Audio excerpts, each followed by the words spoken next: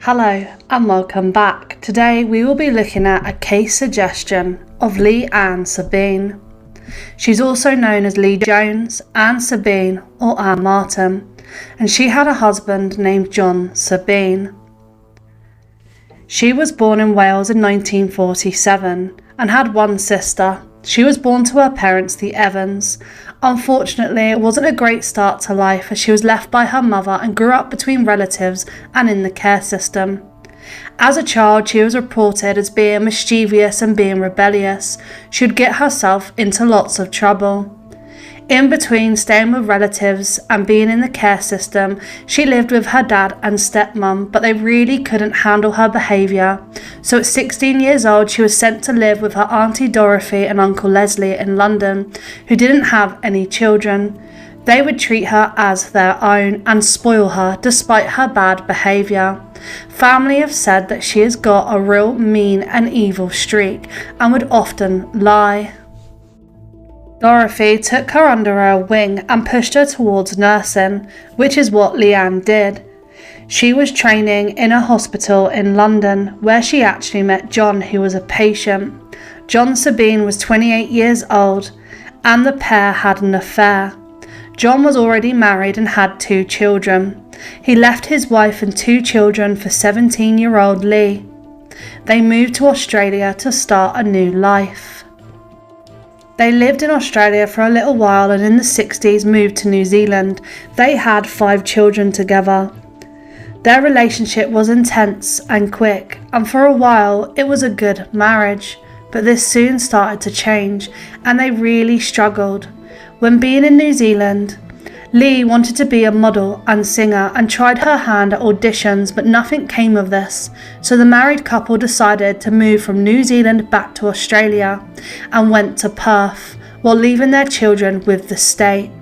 Their 5 children, they told their kids they'd be back next weekend, but they never came back. The children were left in the care of New Zealand's social services, and I'm not usually one to make an opinion this early on, but dumping your kids to chase your dreams just doesn't sit right with me.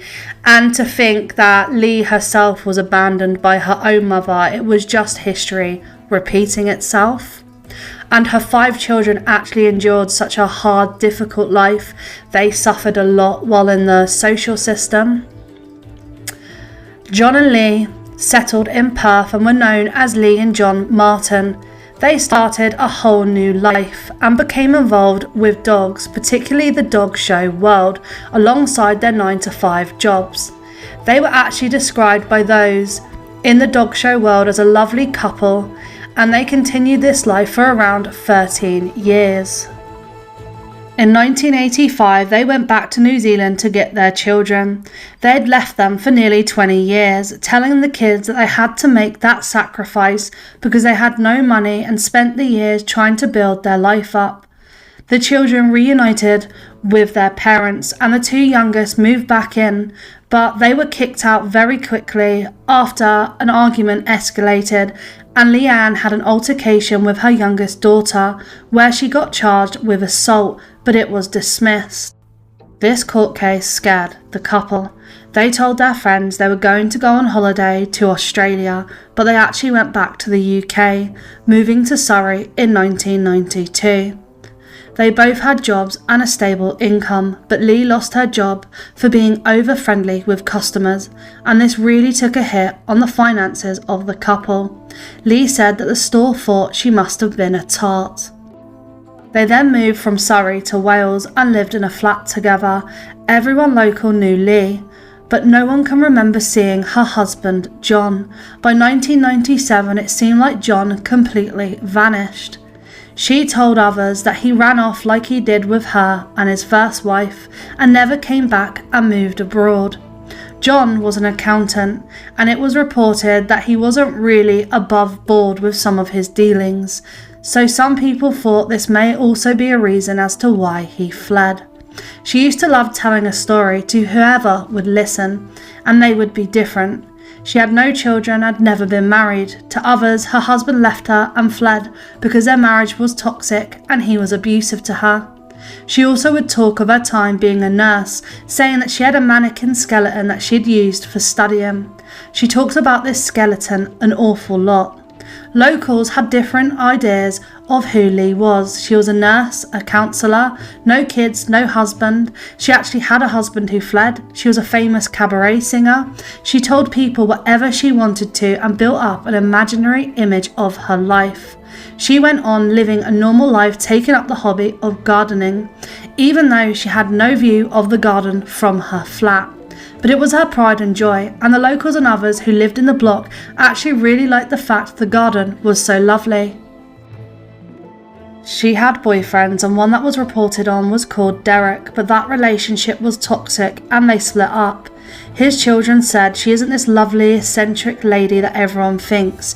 She is cold and cunning. In 2015, she became ill, and in her will, she left everything to her friend Michelle, not the 5 children she abandoned. She told her she wanted everything to be cleared out of the property. She passed away on the 30th of October 2015 at the age of 74. But that isn't where the case ends, it's actually where it really begins.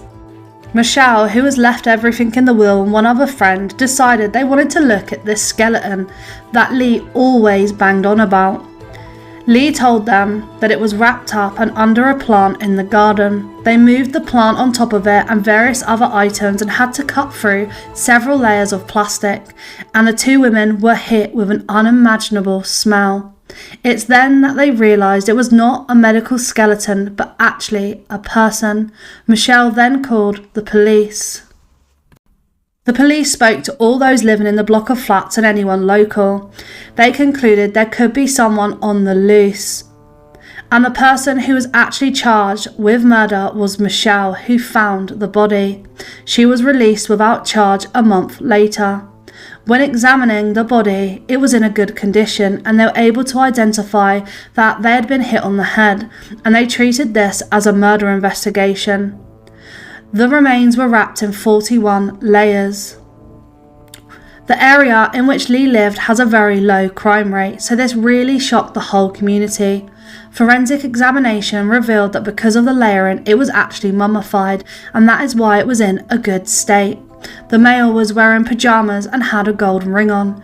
When looking at the teeth and trying to identify through dental records, DNA linked to no reports of missing person or a cold case. There was also no weapon found, no CCTV, literally no evidence of what happened or who this person was. They looked through Leigh's items and property and found a certificate for her husband, John, and the police believed at the time this eliminated the idea that it could be him. They turned to the local area and asked them for any information or if anyone could identify this man, but they received nothing. In the meantime, they were waiting for pathology tests to be completed, and in December 2015 it was revealed that the body was of John Sabine. The pathologist said that John had his life taken by blunt force trauma. Because of the shopping bags he was wrapped in and the set of pyjamas he was wearing, it's believed his life was taken in the 90s. The police then looked into Leigh. They found that she was receiving his pension or state money for years into a joint bank account. They also looked into the couple's life, and he wasn't reported missing anywhere in Australia, New Zealand or the UK. Other evidence was found. A hair was found in the plastic he was wrapped in and sent to the lab, where it was confirmed to be Leigh's. Neighbours then came forward and said that in 1997 she got out of the blue call from Leigh. And Leigh said to her that she took the life of John because he was bothering her. But Leigh always told stories, she joked, so the neighbour, Valerie, didn't really take it as fact. The other thing that Leigh mentioned was that she hit him on the head with a frog garden ornament, which was so random and outlandish it just wasn't believed. But police found this frog, and this too was sent to the lab, and it confirmed that Leigh's fingerprints were on them and John's blood. The coroner reached a verdict of unlawful killing, and without a doubt foul play was the cause of death. They believe she took his life and then hid him in the house and moved him around the household and garden. Obviously, Leigh had already passed away, so she had got away with this for 20 years, and her cover-up was that she had a medical skeleton. These stories she fabricated to make people not take her seriously enabled her to dodge a conviction. She really left a path of destruction all around her. John's first 2 children, with his first wife, had actually tried to reach out to their father, but because he left, they assumed he didn't want to contact them. Her own children, damaged by how awful of a parent she and John were, unfortunately one of their children taking his own life. Even on her deathbed, she never confessed. She literally took it with her to her grave. That concludes our short video today. Please send me other suggestions. But as always, thanks for watching, and until next time.